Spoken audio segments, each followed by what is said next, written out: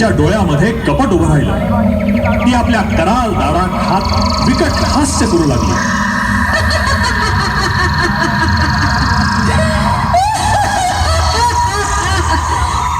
प्रल्हादा, बरा सापडलास माझ्या तावडीत.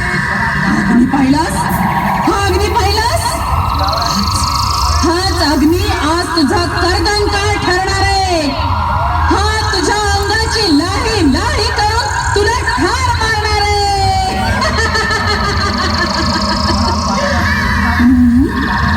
मी मात्र जिवंत राहणार आहे, कारण मला तसं वरदान मिळालेलं आहे. बघूया बघूया तुझा नारायण तुला कसा वाचवतो ते.